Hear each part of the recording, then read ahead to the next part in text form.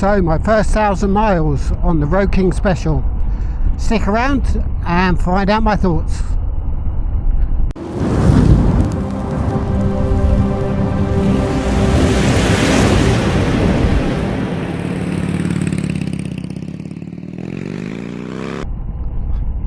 Hi and welcome to another video, and today I'm just going to do a quick video. I've done the first 1,000 mile service on my 2023 Road King Special, and I just wanted to do a quick follow-up to tell you my thoughts after the first 1,000 miles. So, am I still in love with the bike? What's the problems? First and foremost, am I still in love with the bike? 100%, yep. Love the bike. It is a joy to ride. An absolute joy to ride. So smooth, so planted, and really comfortable. And it has got some pep to it. So although it's that much heavier than the Softail platform, it really has got some pep to it. I suppose it's the way it's geared, the engine's geared, but yeah. If you need to accelerate and get it out of trouble, or if you need to pull the throttle in, pull the throttle back, yep, you got plenty of power here.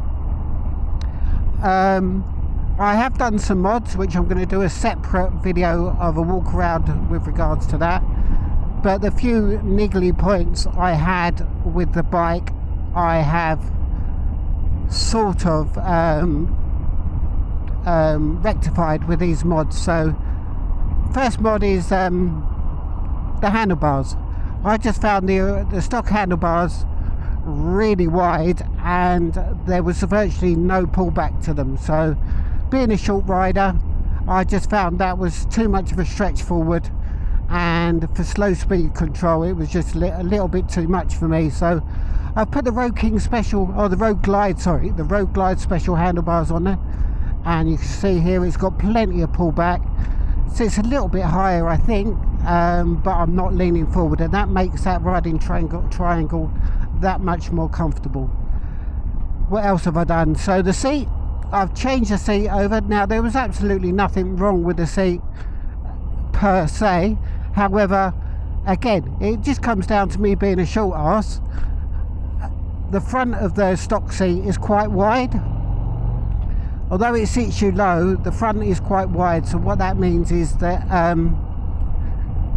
you're struggling to get to the bottom, or struggling to get your feet completely down. So I changed the seat over to the Saddlemen Dominator solo seat, the low solo seat, and that is absolutely fantastic. So I'm really enjoying that. The other thing is the rear suspension. The rear suspension, again, I think this is just down to me being such a short arse and light. I think the springs were just too much. They're too heavily sprung for somebody of my stature, and I felt every little bump. But I did that on the Sport Glide as well, to be fair, so I think it's just me being so light. So they had a deal on at the dealership for the Öhlins, the Screaming Eagle Öhlins suspension, which I put on, which is fully adjustable, and what a difference that has made. This is like night and day when it comes now.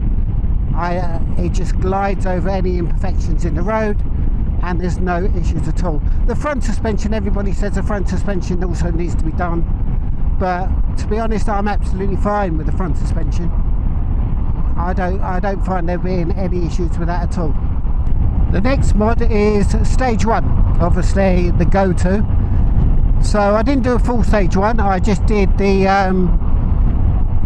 Screaming Eagle Street Cannon slip-ons. The bike has already got a high air cleaner, high air breather, and I just put a K&N filter in there and had the bike tuned, and that's woke the bike up that little bit more. As I said before, don't get me wrong, the bike is no slouch anyway, so yeah, that's no problem at all. Now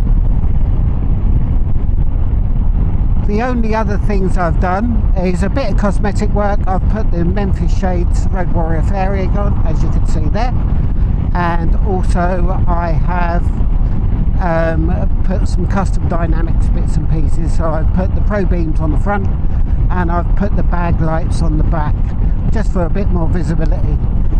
And the last mod I've done is really, as I said in my previous videos, is to negate the weight and not have to worry so much about manoeuvring the bike around,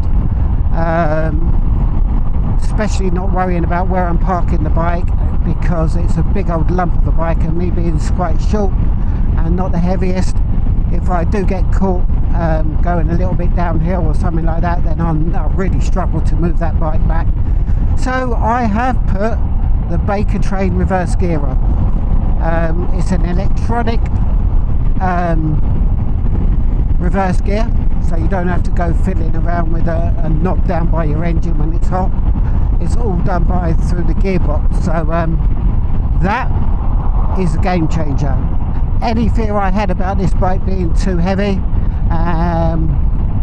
and worrying about, say, not the slow speed control, because that's easy enough with this bike, so easy to control slow speeds, but it's just with the fear of where you're parking, if I get caught and I've misjudged it and I'm just a little bit like pointing downhill forward, and bits and pieces like that. So yeah, that has made a hell of a difference, and I'll do a separate video on all those mods.